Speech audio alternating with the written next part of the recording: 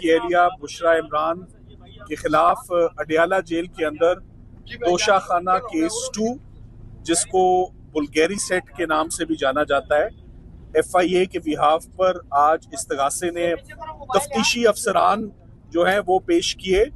और आज तफ्तीशी अफसरान ने जो नैब के गवाह थे अपना बयान कलम बंद करवाया और उन बयानों के बाद उनके ऊपर बहुत मुफस्सल जिरा हुई, जिसके बाद एक दफ़ा फिर आज सरकार का केस बहुत बुरी तरह से एक्सपोज हुआ। मैं आपको तोशाखाना केस के ऊपर कुछ ब्रीफिंग देना चाहता हूँ कि ये तोशाखाना केस बहुत अरसे से हम सुन रहे हैं। तोशाखाना केस, इसका मतलब ये नहीं है कि एक बहुत पुराना केस है और वही चला आ रहा है। इसका मतलब है कि तोशाखाना केस को बार बार मुख्तलिफ पाकिस्तान की इन्वेस्टिगेटिंग एजेंसीज पकड़ती हैं और मियाँ बीवी को प्रोसिक्यूट कर देती हैं। सबसे पहले आपको याद होगा कि जज हमायूं दिलावर साहब ने इमरान खान साहब को 3 साल की सज़ा तोशाखाना केस में ECP वाले रेफरेंस में उन इमरान खान साहब को सज़ा हुई। उसके बाद थाना कोसार में मियाँ बीवी के खिलाफ एक FIR दर्ज हुई तोशाखाना गिफ्ट पर। उसके ऊपर दोनों मियाँ बीवी की आज दिन तक जमानत इंटैक्ट है और जमानत पे कार्रवाई चल रही है। तो ये थाने की कार्रवाई हो गई। उसके बाद नैब आ गई और नैब ने ऊपर नीचे बहुत जल्दी में, जब साइफर केस कंक्लूड हुआ, जब इद्दत निकाह केस कंक्लूड हुआ, तो नैब ने अपना हाथ सीधा किया तोशाखाना केस में, मगर उन्होंने चूज किया कि हम तमाम तोहफों में से एक तोहफा सिर्फ सिलेक्ट करते हैं। ये ऐसे ही है जैसे मेरे आगे 10 कैमरे पड़े हुए हैं, तो वो कहेंगे कि आज का केस सिर्फ एक माइक की हद तक, बाकी माइक फिर किसी दिन हम प्रोसिक्यूट करेंगे। ऐसे क्रिमिनल लॉ नहीं होता, मजाक उड़ता है क्रिमिनल लॉ का। ये अब्यूज है क्रिमिनल मशीनरी की। ले गई जिसको सिर्फ 15 दिन हमें लगे उस कन्विक्शन को गिराने में। इसी तरह ECP की कन्विक्शन को भी जमानत लेने में सिर्फ 15 दिन लगे।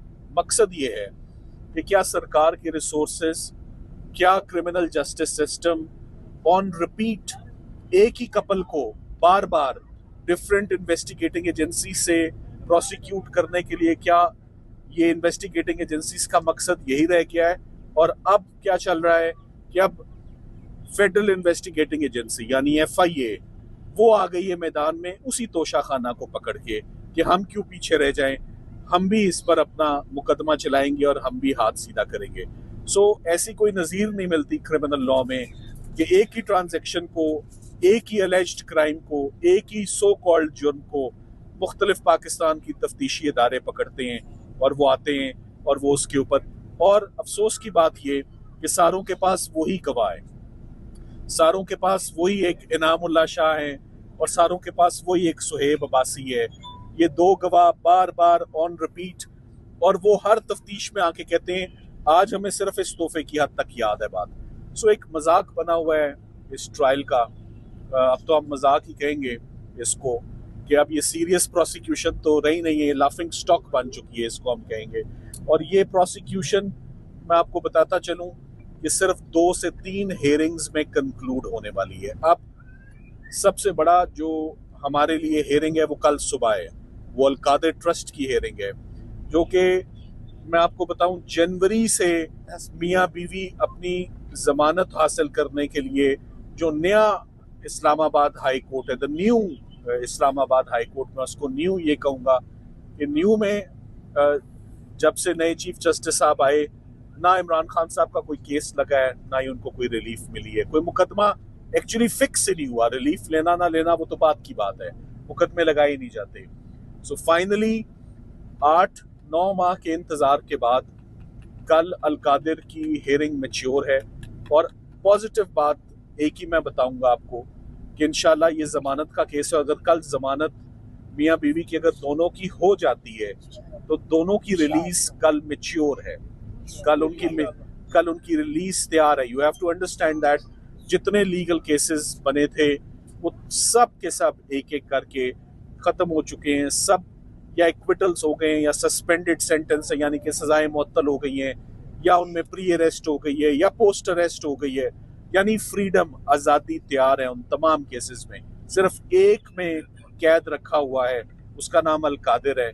वो कल लगा हुआ है और कल कोई गुंजाइश नहीं है कि उसमें उल्तवा हो, उसमें तारीख दी जाए या उसको एडजर्न किया जाए। हम उम्मीद करते हैं सरकार आए या ना आए, सरकार की तबीयत ठीक हो या ना ठीक हो, कल अलकादर केस में डिजर्व करते हैं मियाँ बीवी के उनका ये फैसला कल आ जाए और फाइनली कल वो अडयाला जेल से बाहर आके यहाँ खड़े होके आप लोगों से बात करें। एक सेकंड, सो ये मुश्किल नहीं है। सो उम्मीद करते हैं कि जो स्विफ्ट जस्टिस है वो मिले।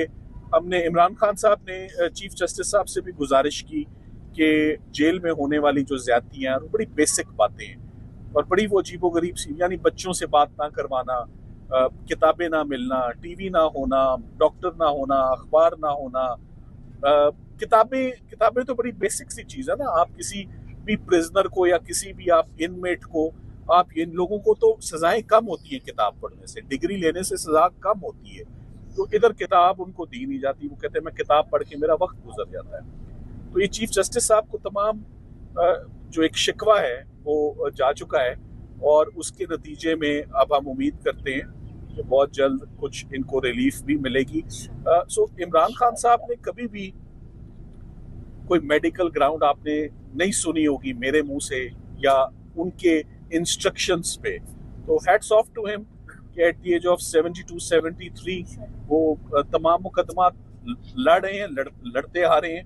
प्रॉबेबली ये क्रिकेट की दुनिया का जो स्टेमिना है ये उनके काम आ रहा है मुकदमे लड़ने में भी, कि वो इज नॉट गिविंग अप और वो कहते हैं हम फाइट करते रहेंगे। सो वर्ल्ड रिकॉर्ड कायम हो चुका है मेरे ख्याल से। तो 300-350 केसेस लड़े जा चुके हैं, 550-600 वकालतनामे दाखिल हो चुके हैं, बट ख़त्म नहीं हो रहा ये सिलसिला।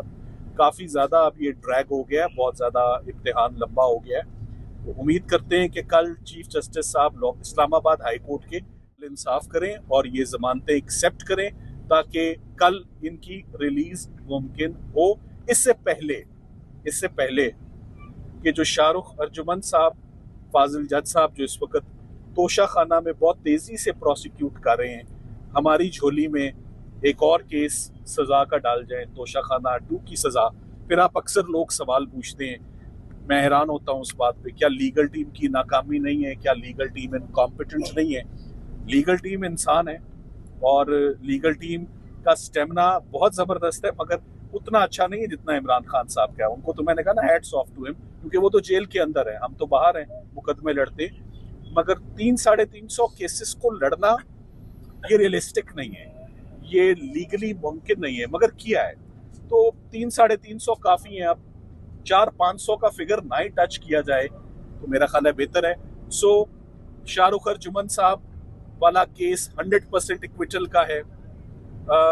जब एक केस बार बार उसमें जमानतें हो चुकी हैं और बार बार किस्तों में, देखें वो किस्तों में केस नहीं चला करते कि आज सिर्फ इस तोहफे की हद तक, देने वाला भी एक, लेने वाला भी एक, गवाह भी वो, सिर्फ जज बदल बदल के आते हैं, इन्वेस्टिगेटिंग एजेंसीज बदल बदल के आती हैं। इसी को हम अब्यूज ऑफ पावर, इसी को हम अब्यूज ऑफ अथॉरिटी और इसी को हम बैड फेथ कहते हैं तफ्तीशी एजेंसीज का, इसी को हम कलरेबल एक्सरसाइज ऑफ पावर कहते हैं कि पाकिस्तान की तमाम टीमें, तमाम एजेंसीज एक ही क्राइम को लेकर बैठी हुई हैं कि अब हमारी बारी और अब हमारी बारी।